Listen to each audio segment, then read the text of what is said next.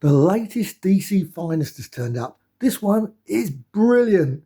Western, The Hangman Never Loses. Robert Cannavale, John Albano, Gil Kane, of course my favourite, Joe Kubert, and many, many others. Now this has got a lot of pages, about 600 odd pages again. I think this is one of the great things about DC Finest. Also the price, $39.99. I paid about £21 for it, and wow, it's just great value. Lots of these stories I'm really not that familiar with, so it's like first time reading them. Lots of characters, Diablo, etc. I just did not buy at the time.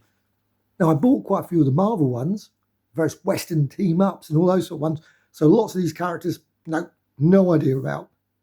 So table of contents, and you can see there's a lot. These are from like 1970 all the way through, you can see here, 1972, 74, all the way to 1973, I think that's it. And you can see you've got Neal Adams, Frank Thorne, loads and loads of great stories, Raw Death, and they're from a variety of different magazines. You've got here All-Star Western. Let's actually look at the back because it's got the list on the back. So let's just go through it. You can see you've got here All-Star Western 1 to 11, Super DC Giant. You've also got Tomahawk. You've got Weird Western Tales and so on.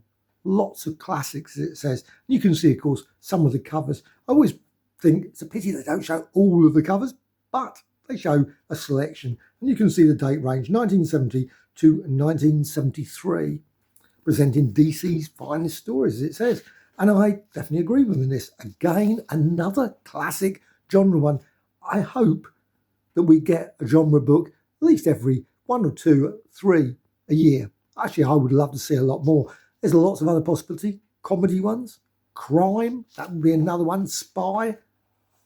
There's probably a few more as well. I can't think of them all. But you can see you've got table of contents, great selection here. Like I said, Neal Adams, you've got Frank Thorne, Gil Kane, and onto the actual All-Star Western, which is quite old-fashioned one, that one, Powwow Smith. Now, you do get the covers occasionally. So you've got the cover there. What is the challenge? But unfortunately, you don't actually have the story because I assume that they were reprints included in this book. But they've included the cover, which is great, 15 cents, it says there. And you've got Tomahawk, Death Watch at Desolation Valley. Sounds Desolation Road. Sounds like a Bob Dylan song. Death Watch at Desolation Valley. Absolutely brilliant. Frank Thorne. Just truly brilliant artwork all the way through. And also really genuinely some great stories. That's the thing about a lot of these Westerns, similar with war ones as well, and also crime, etc. They really do tap in to a whole range of different storylines that generally you don't see if you're just looking at the superhero ones. Oh, I just thought maybe obviously the team ones as well, comedy, and also, of course, Funny Animal. I suspect we won't get that many Funny Animal ones, but it's just, I think these ones are absolutely great, the Tomahawk ones. Character I'm not that familiar with. I have got a few of the Western comics, and I will show a few examples a little bit later. We've also got here the Rangers, again Frank Thorne there, and straight away you've got a lovely bit of Gil Kane there, and this one's Top Guns of the West. Now, oh no, it isn't, Western Comics. Okay, that obviously just again they've got just one of those covers, but what a great cover, just really brilliant. They obviously have to look at the front to find out who the artist was for that. Not very good when it comes to artists. Western Comics, Super DC Giant. I remember those. Do remember bought a few of those over the years. Stand Proud, the Warrior Breed. Now, I watched another video about this, and they always mention, of course, the usual things of saying it shows various attitudes and things of that period. Well, that is the case. Definitely is the case. But they're still fine stories. It's like watching when you watch an old John Wayne or John Ford, all those sort of old Western ones. I think they're great, but you have to look at them and think, well, they were of their time. And onto this one, Outlaw, El Diablo. We've got the ghostly shadows glides across them. And they've been very good, actually. So I really enjoyed the ones. Now, I haven't read all of the stories. To be honest, it's one of those ones you dip into. That's the great thing about these books. It doesn't really have to have, like the storyline goes from one to the next to the next. That's not always the case. I guess there's probably some sort of flow between the stories, but most of the time it's generally someone turns up in town, someone has a bit of a conflict, there's obviously person in distress or whatever. The Indians are attacking, or the Indians are not attacking, or maybe someone's fallen in love with, and so on. There's a whole range of different stories in this, and this is the thing that I really like about these genre ones, the Western ones especially. I think they just capture a lot of different emotions. And of course, Westerns, they're not so familiar over here in the UK. I don't think so. Obviously, we haven't got that. We didn't have a Wild West. So it's sort of those sort of things. It's, obviously, we had lots of the old Wild West comics and things. They were obviously very popular. You'd see them quite often turn up. But I really honestly, I didn't buy them. I was more superhero, sort of all the various comedy or humour comics that we used to have, Wizard and Chips, etc. in the UK. Again, just great art as well. Just great art, and that's the first thing. I mean, look at that. Lovely. Frank Thorne. I mean, that is just brilliant. Hang 'em high. Sounds a bit like a certain film. And I think, obviously, the character is this Hawk. I assume that's Hawk there. And again, just great artwork all the way. Tomahawk, obviously, that's the son of Tomahawk, isn't it? So you've got this character here, and you've got, obviously, lots of bits about Tomahawk himself, but obviously the son of Tomahawk at this point, El Diablo and Outlaw. Again, great cover there, the Outlaw. And this one, Robert Canaha, I never say his name, Canaha. Well, Gil Kane, obviously, artwork there, I assume. And onto, what's this? El Diablo, in, as it goes off there, call him Satan, call him Saint. Again, just great artwork. And another Tomahawk story there. You obviously got the son of Tomahawk there, obviously battling out with various people. And again, well, that's a pretty good page there, isn't it? And on to loads of range of different stories, various hanging. Obviously, there's a lot of violence in this. There's lots and lots of violence. If you come into the comic thinking it's going to be, no. Lots and lots of that. Satan with spurs. I mean, you get the message from, I think, from that. Again, very dramatic artwork as well there. But lots of stories. Lots and lots and lots of stories. The Hangman Never Loses. Obviously, that's the story that they've used as a title. So if you come to it, seeing that, and you see that, you're thinking, oh, it's going to be about Hang. No, it's all about a whole range of different Westerns. And that's the case with all the genre ones. They just choose a title, and it doesn't mean that it's all about a particular thing. I think people got confused with like Guerrilla World, where they thought it was going to be the guerrilla stories, which would be a genre in its own, I guess. And, oh, yes, you've got this one. Again, you've got, obviously, the Tomahawk. And, again, it's the story, I guess, of probably his relationships and his son, etc. Firehair. So you've got a Firehair story here. And, I mean, just great art, I think, all the way through this. They do the usual thing here. I never understand these. I know lots of people say comments, this is needed. I personally wish that they would put maybe an advert or something like that, or some other, maybe a couple of more covers or something, or whatever, or maybe some examples of inked pages would be great.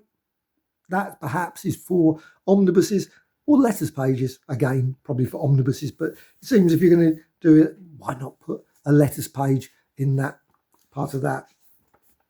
And you've got obviously some scenes out there, obviously in the deserts there, obviously the Indians are attacking there. El Diablo is obviously trying to solve something there. Some jail, lots of jail ones, sheriffs getting killed, all kinds of different things. And I guess this is Firehair again. Let's just go back. Now, sometimes because the stories, the way it goes, this one got end here, goes straight into this one. Slightly confusing if you're looking for obviously the title, etc. There would be a, but this, of course, probably was in the same issue, I assume. And then you've got these, which I like, really love. Wild Frontier. So you've got George Washington there and Spencer Repeater. So you obviously got some information about the various guns that were used in the Wild West. And again, you've got a very Jewish story. This one's Billy the Kid, which is a very odd one. I didn't realise that Billy the Kid was a character that was in DC. I'm quite surprised. I must admit, when I first saw this, I thought, yeah, what's Billy the Kid? The fact that this, I think it's a Charlton character. I'm certain it was a Charlton character, Billy the Kid. I'm certain they Charlton one, Billy the Kid. Or maybe it was just a common character. Obviously, I assume Billy the Kid, of course. Was it public domain? I would have thought so. I mean, so obviously anyone could bring out a comic with Billy the Kid. Son of Tomahawk. And again, you've got obviously Hold Your Breath as Tomahawk lives through the night of the knife, as it says there. And again, another obviously classic story there with, yes, this was a great one. I really love this story where he's battling against this other Indian, obviously, there, obviously to meet his wife. And, oh, we're on to now finally the main probably character everyone is most familiar with, more so than probably Tomahawk, I would have thought now, Jonah Hex. So Jonah Hex, we got there, Welcome to Paradise, and this is an all-star Western. What's the shocking truth made town fear Jonah Hex. And they're great. I really love. There was an omnibus collection. I haven't got that now. I haven't got my thing. They were great stories. Really, really love those. In many ways, I slightly regret getting rid of that omnibus. And I do that every time. Any time I get rid of a book, I end up thinking, now I wish I'd kept it. But that's the life. That's life. It happens. And then you've got the Lost Battle. So you've obviously got there some lovely Western, obviously Civil War ones as well in this, which is great. I think another set of stories that's really good. Another all-star Western. I mean, that's a great cover, isn't it? Jonah Hex, El Diablo, Powwow Smith. Now, I don't think they include the stories for Powwow Smith. Again, that's probably a reprint. I don't know. But Backlash, that was a character that obviously was in Showcase selection. I hope they print those again because I haven't got that Showcase. And you can see here, doesn't look like they included the Backlash stories. I think those Backlash stories were in the 60s, so those ones are reprints. Hopefully they'll bring those out as part of a genre collection at some future date. Be really good, because they were really good stories. Son of Tomahawk, again, you've got here. Again, there's all these things that, it's of their time. That's the only way I can say it. Jonah Hex, again, you've got Jonah Hex there. By God, he'll pay, says there. I think the artwork in this is just first rate all the way through it. There's just so many absolutely great artists. And I say the stories are just superb in many cases. Not all. There are a few ones that, okay. Jonah Hex, obviously there out in the desert, he's getting the treatment. A bit like Conan, you put him into the desert, really, just kill him off. And then that solves the problem. But no, they have to sort of make certain he can suffer under the sun. Wouldn't it have been easier just to... No, it never works that way. And this is odd. This is the oddest bit, I think, where you've got pages here. And this one is the replacement, as it says. The end. So it's only 3 pages. That's a short story. But you got this one. And I can't even work that out. Whatever. Anachronism, I guess. But it's being the other way around. It does like, it has one. You don't really see many comics like this on site.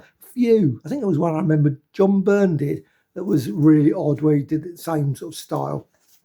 Fantastic Four. And then on to, and now I assume, that looks for good old Death one there. Very similar to other stories I've seen with Death hanging there, obviously with a noose there. And looking very gruesome. That's obviously a slightly into the Weird Tales. Some Weird Tales ones. Now, I don't know if DC was still continuing to bring out lots and lots of other Western ones, because it seems to, looking at this, the stories have sort of morphed into weird Westerns and that sort of weird style. Obviously, there was all the Secrets, House of Secrets, those sort of ones, House of Mystery, etc. So I guess they thought, well, why not? Let's put all the Westerns into weird mystery ones as well. And why not? Westerns, I think, really fit that sort of look. And you've got Weird Western Tales again. I don't know if Marvel did, I suppose. No, I'm not certain. Please correct me if I'm wrong on that. But we got this El Diablo there. Again, just great artwork. And we finish off here. That's it. And I don't know the pages. How many pages? 598 pages in this book. And on to the end there. I think it's just great. And it's obviously there. You can see the usual 1970-73. DC there. Western, the Hangman Never Loses. I like that they've kept with this format. Because one of the things that I always slightly find frustrating with epics and other ones, some of them, they change over time. I really, truly hope, other than obviously this, they will change, that they keep the same format, DC Finest, etc., and keep that there. It would be a pity if at some point they think, you know what, we're going to change the format. Even in 20 years' time, if they continue with this series, hopefully that will be the only thing that changes. The rest will still stay in that format. I don't see any reason why not. It doesn't need additional information, doesn't need the name of the artist, etc. there. It's got it on the front. So that is that. DC Finest, are you going to pick that up? Have you got any intention? Do you buy the Western ones? Now, I haven't bought as many as I should. And I will, when I go to the Comic Mart next, I think buy a lot of Westerns. It's going to be on my list to get. And I think that's coming up fairly soon-ish. May the 10th, it comes to mind. Probably wrong on that date. Don't hold me on that one. It's around that period. And we got here Tomahawk. Now, this one is 1961, a particular favourite year of mine. And that is issue 74. And the stories obviously are not going to be included in this one, but you can see here Tomahawk. And this was just part of my collection of Westerns. I've only got a few. That's it. So that's why I think this DC Finest is great, but it means that I probably end up buying a load of Western comics just to look at all the various stories that are available. And you've got here, obviously, some love. This is the sort of thing I think they should include on some of the pages. Some of just the house ads. That's all they need to do, just put the house ad. They must have some Western-related ones. It would be brilliant if they included those. And also, of course, I hope they'd include these ones. Chief Hotfoot. I don't know if they continued with those, to be honest. Perhaps they didn't. Again, I guess they were of their time. And we've got here a dinosaur one. Why not? Let's have a dinosaur in a Western. There's nothing better than a dinosaur in a Western. Really? Don't see how that happened, but still, we've got their best comics are still 10 cents. If only. Right, on to this one. I'll go into that other one in a few seconds. This one has got the good old stamp over it. Lovely exchange and mark one. Exchange at half price, I should say. To the sound of clashing blades. I think, again, great one, this one. But it doesn't, fortunately, the stories are actually of a long time ago. But 1973. Now, I don't know, I didn't see the cover, which is a pity. If they're not going to include all the covers, it would have been nice to have included this one. I didn't see it. I stand corrected if it is actually in there. But it would have been nice because 1973, why not include that? Again, it might be there. I don't recall it. So Johnny Thunder, of course, these ones are from 1951. So 1951, great cover. So, and we're on to a Weird Western Tales. Now, this is a 1978. And this is, like I say, the only Westerns I've got. And A Fortune Jewels to Bell. Cinnamon, explosive solo adventure starring Cinnamon. So we've got that. And the Bell there, the Scalp Hunter.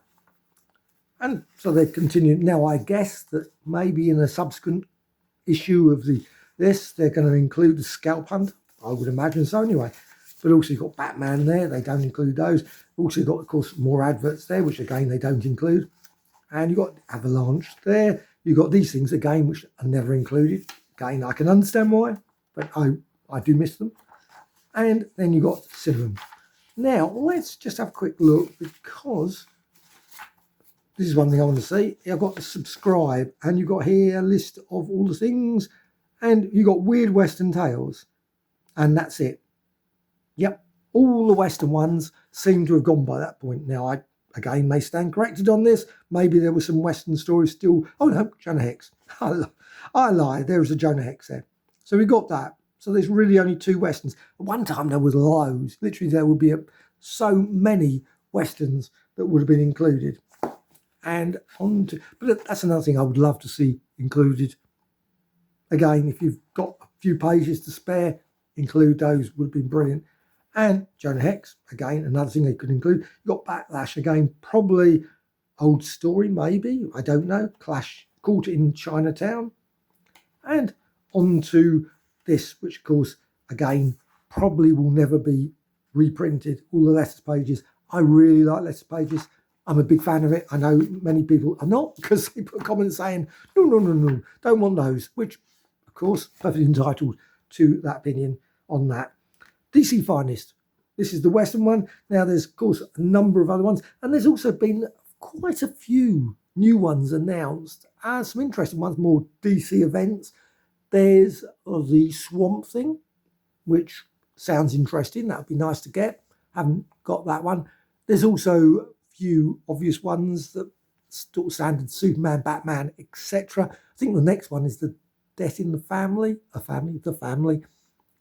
The Joker one is one that I'm definitely looking forward to. I'd probably get that.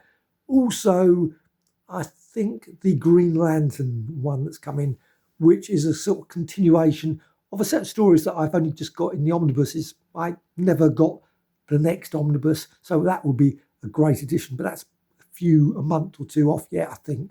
So we've got a number, and it's great to see they've announced a lot of new ones, upcoming ones. I was getting a bit concerned. I was thinking, I mean, I would love to see 2 or 3 more of these a month coming out, if not many more, because I think they're just a great series. And I've done a casual workout of what I think if they were producing them, how many they would take to produce. I think probably we're talking a good 30 or 40, 50 years if they produced all of them, which is a long time to wait for all the volumes of DC Finest. And of course, I suspect that's not going to happen. We will see. Unfortunately, I don't think there's any Golden Age ones, which is such a pity. I was really, truly hoping for some announcements for some Golden Age ones, but there's absolutely nothing. No more continuation of the Justice Society of America, which would be great. I thought maybe a Shazam / Captain Marvel one. That would be good. And there's a whole range of other ones. Obviously, a war one would have been nice, additional. Well, we've got obviously Sergeant Rock coming out fairly soon. That, of course, sort of fits into the war one. But there's loads and loads of other possibilities they could bring out. And I truly hope they continue this series for many, many more years. So you're going to get this Western one? DC Finest Western? Is this one on your list? Also, you getting any of the other ones that are upcoming? Also, ones that you've bought recently. I'm also going to do one of the brilliant DC Finest Superman one, time and time again, which I really, really loved. So that's another one that I'll be doing soon. Bye. Before I finish, the ISBN, I'm always asked for that. I always forget to mention it as well. It's one of those things, not sort of thing I always think about, but the number is 978 1799 507 727. It's $39.99. That was the price on the book. $53.99 Canada. And as mentioned, I think it was about £21 or so. And the book's 1970 all the way through to 1973 for this amazing DC Finest Western, which I really, really love. I think it's one of my favourite. I love all of the genre various books that DC have brought out recently. Superb.